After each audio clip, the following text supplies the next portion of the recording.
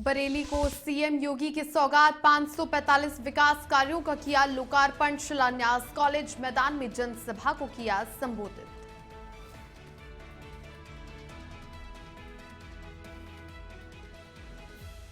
एटा police विभाग में बड़ा फेरबदल, एसएसपी ने फिर चलाई तबादला एक्सप्रेस। 6 निरीक्षक और 4 उप निरीक्षकों को किया ट्रांसफर। श्रावस्ती में जर्जर विद्यालयों पर प्रशासन की सख्ती। पहले चरण में 53 जर्जर विद्यालय भवनों को किया ध्वस्त। दूसरे चरण में 30 से अधिक भवन चिन्हित। सिद्धार्थनगर के शोहरतगढ़ में महिला की हत्या का खुलासा, प्रेमी ने प्रेगनेंसी के चलते किया कत्ल। पुलिस ने आरोपी को किया गिरफ्तार।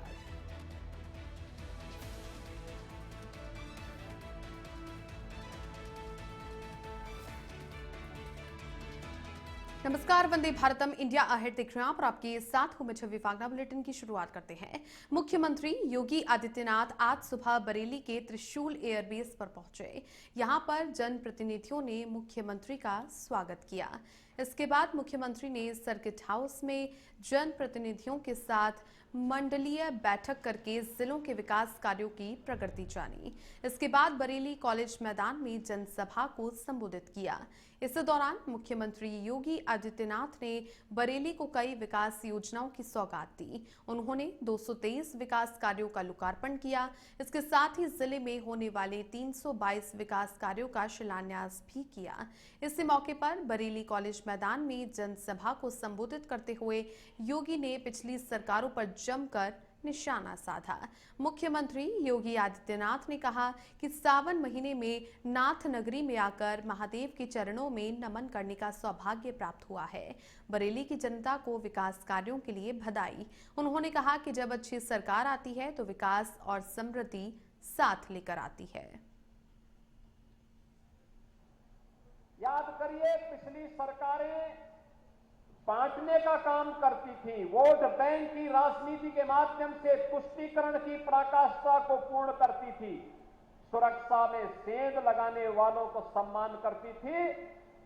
और डबल इंजन की भारतीय जनता पार्टी की सरकार तुष्टीकरण नहीं बल्कि विकास के माध्यम से जनता जनार्दन की संतुष्टि का माध्यम बन रही है। विरासत को विकास के कार्यों के साथ जोड़ रही है। आपके जीवन में खुशहाली और समृद्धि लाने के लिए हर संभव प्रयास कर रही है। ये सभी स्थान उपेक्षित पड़े हुए थे। इस बार आपने देखा होगा, न्यू बरेली के रूप में यहां के विकास प्राधिकरण के द्वारा, नगर निगम के द्वारा, यहां के जनप्रतिनिधियों के द्वारा जो विभिन्न प्रकार की परियोजनाएं आज बरेली के लिए स्वीकृत हुई हैं, अब उनके परिणाम हम सबके सामने देख। और इधर एटा में एसएसपी श्याम नारायण सिंह ने एक बार फिर तबादला एक्सप्रेस चलाते हुए पुलिस विभाग में बड़ा फेरबदल किया है। कानून व्यवस्था को चुस्त दुरुस्त करने के लिए 6 निरीक्षक और 4 उप निरीक्षकों का तबादला किया गया। कार्य में शिथिलता बरतने पर थाना रिजोर के प्रभारी जितेंद्र गौतम को कोतवाली देहात भेजा गया है, जबकि राकेश सिंह को रिजोर की जिम्मेदारी दी गई है। चमन गोस्वामी को लाइन हाजिर तो नीता माहेश्वरी को अलीगंज थाना प्रभारी बनाया गया है। एसएसपी ने सख्त संदेश देते हुए कहा कि उदासीनता बर्दाश्त नहीं की जाएगी और लापरवाही पर दंडात्मक कार्रवाई होगी।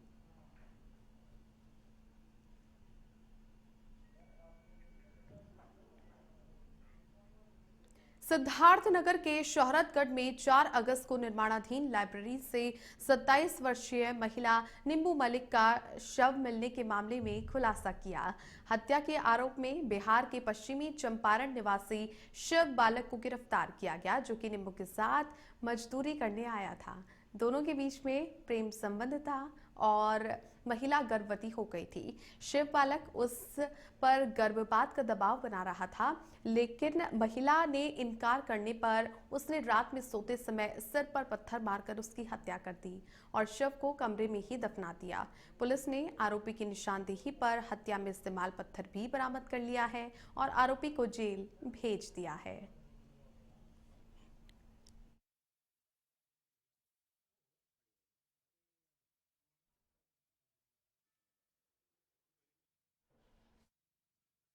और 29 जुलाई की रात को हमारा विवाद हुआ है और मैंने इसे कहा कि ये बच्चा मुझे नहीं चाहिए, इसको अबॉर्शन करा दिया जाए। तो ये महिला जो थी मानने को तैयार नहीं थी, इसलिए जब ये सो रही थी तो मैंने गुस्से में आके वहीं पे जो निर्माणाधीन लाइब्रेरी है, एक सीमेंट का एक बड़ा सा पत्थर पड़ा था, उससे इसके सर पे प्रहार किया, इसकी मृत्यु हो गई और वहीं पे मैंने इसकी बॉडी को दफना दिया। और श्रावस्ती जिले में जर्जर स्कूल भवनों के खिलाफ प्रशासन ने कड़ा रुख अपना लिया है। हाल ही में हरिहरपुर रानी के प्राथमिक विद्यालय जौगढ़ को ध्वस्त कराया गया क्योंकि इसकी छत पूरी तरह से क्षतिग्रस्त थी और बच्चों की जान को खतरा था। ये कार्रवाई लोक निर्माण विभाग, लघु सिंचाई विभाग और ग्रामीण अभियंत्रण विभाग की संयुक्त रिपोर्ट के आधार पर की गई। जिला प्रशासन के अनुसार वित्तीय वर्ष 2024-25 में अब तक 53 जर्जर विद्यालय भवनों को ध्वस्त किया जा चुका है। दूसरे चरण में विद्यालयों का स्थलीय सत्यापन जारी है, जिसमें 30 से अधिक भवनों को चिन्हित किया गया और इन भवनों के खिलाफ जल्द ही ध्वस्तीकरण या फिर मरम्मत की कार्रवाई शुरू होगी। जिला प्रशासन ने स्पष्ट किया कि बच्चों की सुरक्षा उनकी शीर्ष प्राथमिकता है। साथ ही शिक्षकों से भी अनुरोध किया गया है कि किसी भी स्थिति में बच्चों को जर्जर भवनों में ना बिठाया जाए।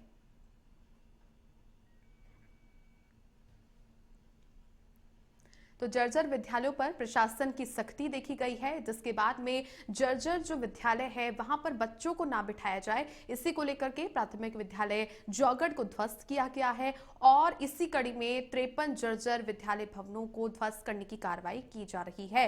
बाकी जो सेकंड फेज है उसमें 30 से ज्यादा ऐसे भवन चिन्हित किए गए हैं जिन्हें ध्वस्त करके बच्चों की सेफ्टी और सिक्योरिटी को देखते हुए सबसे पहले शीर्ष प्राथमिकता दी गई है कि अब पुराने जो जर्जर विद्यालय हैं उन्हें हटा करके अब जो नए विद्यालय हैं उनमें नए कक्ष स्थापित किए जाएं।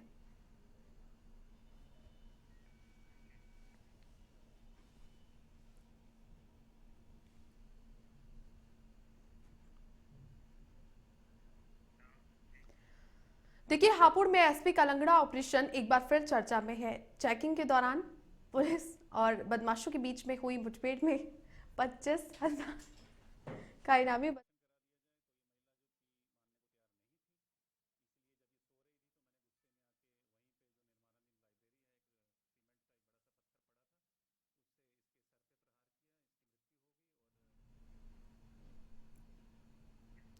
तो देखिए, हापुड़ में एसपी की ओर से एक्शन यहां पर लिया जा रहा है और चेकिंग के दौरान पुलिस और बदमाशों के बीच में हुई मुठभेड़ में 25,000 का इनामी बदमाश आमिर घायल हालत में गिरफ्तार किया गया।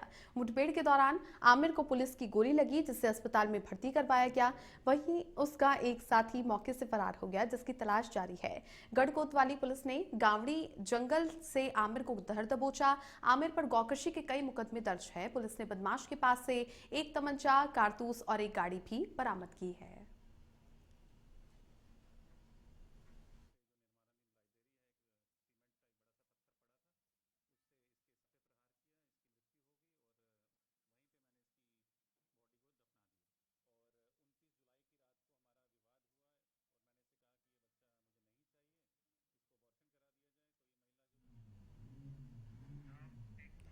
खबर एटा से है, जहां पर गोलीकांड और दंगा फैलाने वाली बाबा गैंग के 2 फरार बदमाशों राजीव उर्फ भिखारी और अजीत उर्फ राज यादव को पुलिस ने गिरफ्तार करके जेल भेज दिया है। ये बदमाश दिन दहाड़े फायरिंग करके दहशत फैलाते थे। एमजीएम कॉलेज के सामने हुई फायरिंग में शामिल दोनों आरोपियों के पास से 2 तमंचे और जिंदा कारतूस बरामद किए गए। एसएचओ डॉक्टर सुधीर कुमार सिंह ने आरोपियों से पैदल मार्च भी करवाया, जिससे कब्जे में सुरक्षा का माहौल बना हुआ है और लोगों में राहत नजर आई। अब तक इस केस में कुल 5 गिरफ्तारियां हो चुकी हैं। एटा पुलिस की इस कार्रवाई की हर तरफ सराहना की जा रही है।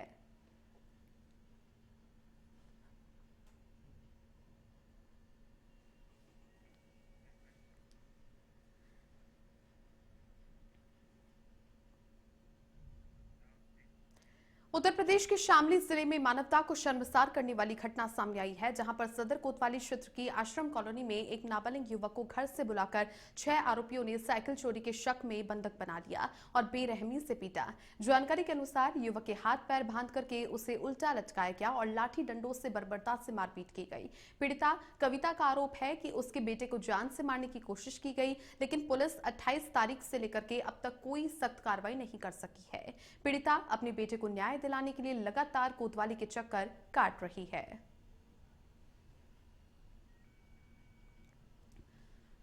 तो युवक के हाथ पैर बांध करके मारपीट की गई, जिसके बाद में युवक की मां पुलिस से इंसाफ की गुहार लगा रही है, लेकिन इस और कोई एक्शन नहीं लिया गया है। 6 आरोपियों के खिलाफ अब तक कोई कार्रवाई नहीं की गई है, जिससे ऐसे में पीड़िता परेशान है और ऐसे में परिवारजनों की ओर से भी लगातार शिकायतें आ रही हैं कि पुलिस को सूचना दी गई, शिकायत भी दर्ज करवाई गई, लेकिन ऐसे में आरोपियों के खिलाफ कोई कार्रवाई नहीं की जा रही है।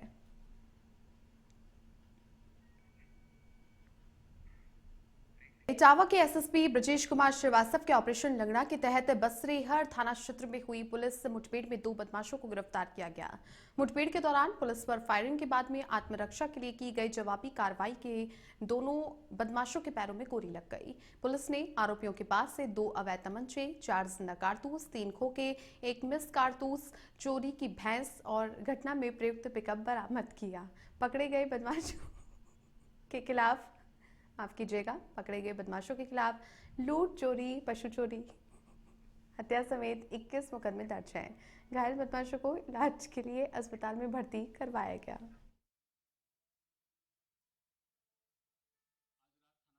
क्षेत्र में भैंसों की चोरी के संबंध में सूचना प्राप्त होने पर कंट्रोल रूम से जनपद की बाहर जाने वाली सभी रोड्स को सील किया गया। इस बीच राहिन रोड पर एसओ बसरेहर और उनकी टीम को एक संदिग्ध बोलेरो पिकअप गाड़ी जाती हुई दिखाई दी, जिसमें जब उन्होंने टार्च लगाया तो उसमें भैंस लदी हुई थी। उन्होंने इस गाड़ी को रुकने का इशारा किया और इसका पीछा किया, जिस पर पिकअप सवार बदमाशों ने पुलिस बल पर फायरिंग किया। आत्मरक्षा चलाई गोली में 2 बदमाश चांद उर्फ छिदुआ और आरिफ, इनके पैरों में गोली लगी है, जिन्हें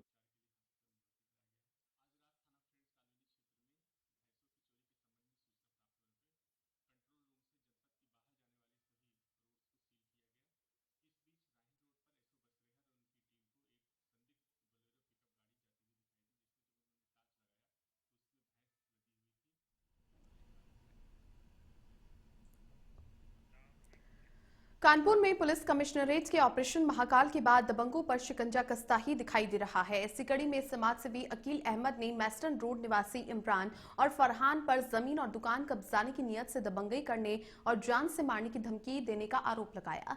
मामला मूलगंज थाना क्षेत्र की वहीदुद्दीन की जूते चप्पल की दुकान से जुड़ा हुआ है, जहां पर पीड़ित के अनुसार आरोपी लगातार दुकान पर कब्जे की कोशिश कर रहे हैं। अकील का आरोप है कि ये दोनों हाजी जिया नामक एक कथित राजनीतिक व्यक्ति के इशारे पर काम करते हैं, जो कि खुद को एक पार्टी का नेता बताता है। ऑपरेशन महाकाल से पीड़ितों को न्याय की उम्मीद जगी है और उन्होंने पुलिस कमिश्नर कार्यालय में शिकायत भी दर्ज करवाई है।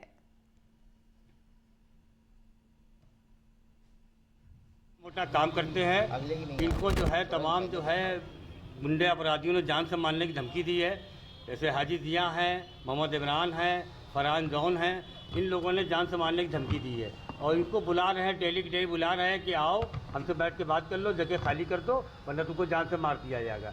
ये घबराए हुए हमारे पास आए, इन्होंने सारी बातें बताई तो मैंने जो है ऑपरेशन महाकाल के बारे में जानकारी मुझे मिली थी कि इस तरह से अभियान चलाया जा रहा है कमिश्नर साहब के द्वारा, तो आज मैं उसके तहत मैं लेके आया हूँ। ज्वाइंट कमिश्नर साहब से मुलाकात कराई है और उन्होंने आदेश किया मुकदमे का इस पर कि ऐसे अपराधियों के खिलाफ बड़ी से बड़ी कार्रवाई की जाए, जेल में भेजा जाए। शिकायत ये थी कि हमारी जगह पे कुछ गुंडे बदमाश वहाँ पर हमारी जगह को छीनना चाहते हैं और हाजी जिया हैं, मोहम्मद फरहान हैं, मोहम्मद इमरान हैं, उन लोगों ने कहा है कि जगह को खाली कर दूँ वरना जान से मार देने की धमकी तक की मिली है हमको।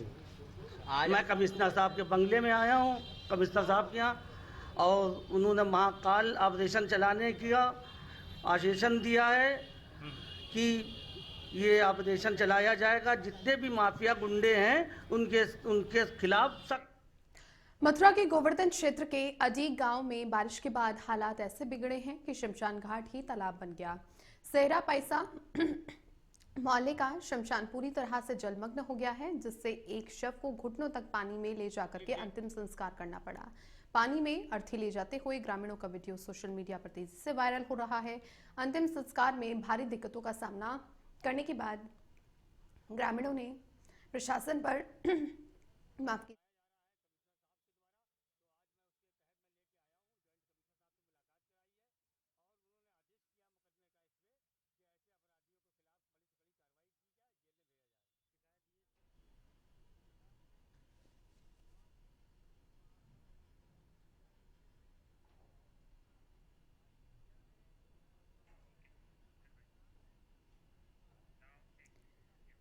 उत्तर प्रदेश के हापुड़ से एक दिल छू लेने वाली तस्वीर सामने आई है, जहां पर स्कूल की छोटी छोटी बच्चियां अपनी अध्यापिकाओं के साथ में अचानक डीएम ऑफिस पहुंची। बच्चियों ने जिलाधिकारी अभिषेक पांडेय से राखी बांधने की इच्छा जताई, जिसे सुनकर डीएम भी भावुक हो गए। डीएम ने बच्चों का गर्मजोशी से स्वागत किया, उनसे राखियां बंधवाई और मिठाई चॉकलेट बांटकर उनका उत्साह बढ़ाया।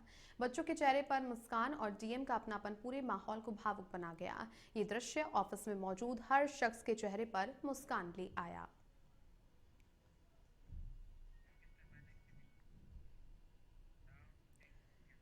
उत्तर प्रदेश के कछवा थाना क्षेत्र के बजहा गांव में गंगा की बाढ़ के पानी में डूबने से एक किसान की दर्दनाक मौत हो गई। बताया गया कि किसान गाय चराने गया था, तभी अचानक गहरे पानी में डूबता ही चला गया। गांव वालों ने तुरंत ही उसे बाहर निकाल करके सीपीआर देने की कोशिश की, लेकिन हालत बिगड़ने पर अस्पताल ले जाया गया, जहां पर डॉक्टरों ने उसे मृत घोषित कर दिया। घटना के बाद परिवार में कोहराम मच गया है। पुलिस ने शव को कब्जे में लेकर पोस्टमार्टम के लिए भेज दिया। मामले की जानकारी सीओ सदर अमर बहादुर ने दी। अभी कछवा थाने से एक सूचना प्राप्त हुई थी कि एक व्यक्ति है जिनका नाम है राजेंद्र और वो बजहा गांव के रहने वाले हैं।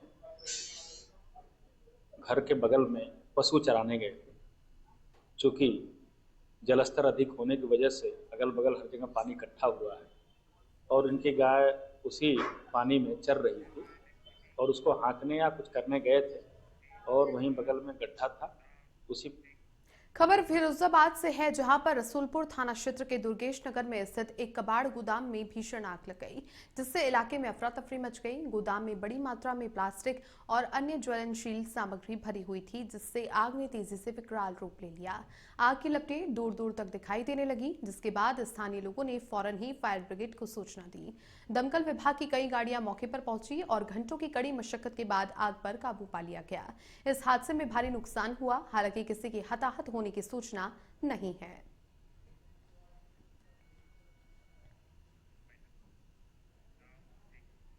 इस बुलेटिन में फिलहाल के लिए इतना ही। आप देखते रहिए इंडिया अहेड। नमस्कार।